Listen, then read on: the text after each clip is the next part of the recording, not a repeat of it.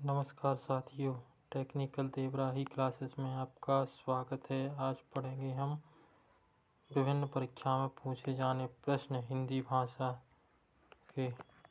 आइए दोस्तों, क्लास शुरू करते हैं।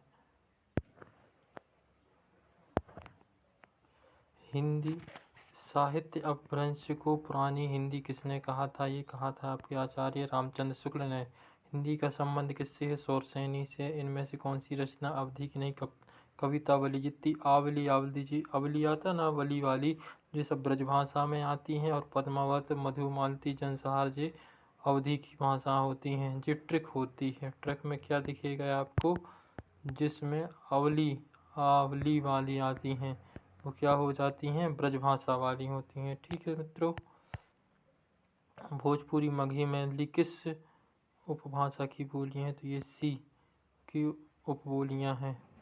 छत्तीसगढ़ी बोली किस उपभाषा की है? A B C. जो पूर्वी हिंदी के अंतर्गत आते हैं। कौन सी? A B C. Awadhi, Braj, Chhattisgarhi. ठीक है, ये पूर्वी हिंदी की भाषा ब्रजभाषा। देखिए, ब्रजभाषा किस अपभ्रंश से हुआ है?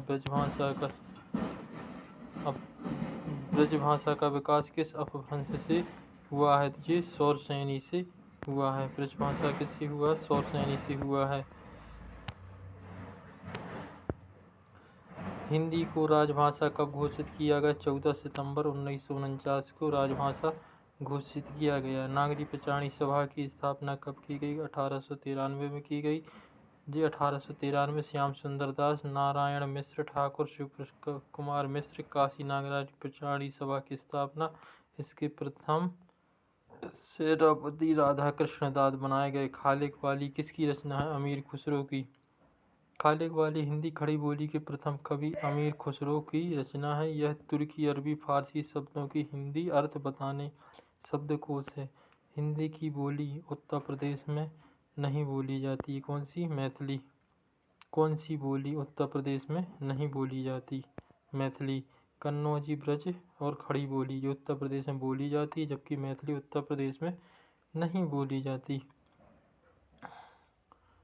इनमें से कौन सा वर्ण कंठ है? कंठ है का खा गा घा वाले जी कंठ स्वर्ण में आ जाते हैं।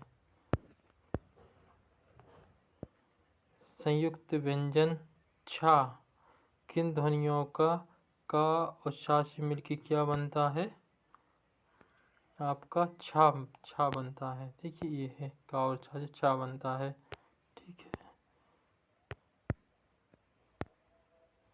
देवनागरी सरकारी वर्णमाला में कुछ कितने वर्ण होते हैं? तो 49 वर्ण होते। देवनागरी लिपि में स्वर ध्वनियों की संख्या कितनी है? 11 है। आ से आ, छोटा, बड़ा, ई, बड़ी ई, ऊ, बड़ा ऊ, ऋ, ए, ऐ, ओ, औ, ये सभी क्या है? 11 स्वर हैं। अघोष व्यंजन कौन सा है? का। जी अघोष व्यंजन है।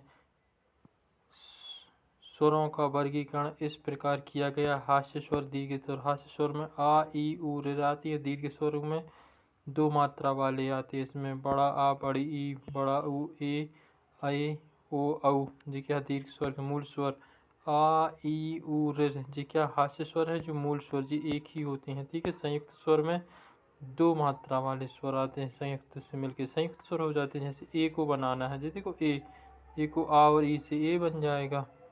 आई बनाना है, आ और ई से आई बन जाएगा। आ और ऊ से ओ बन जाएगा। आ और ओ से औ बन जाएगा। अग्र स्वर होते हैं ई, बड़ी ई, ए, आई की मात्रा।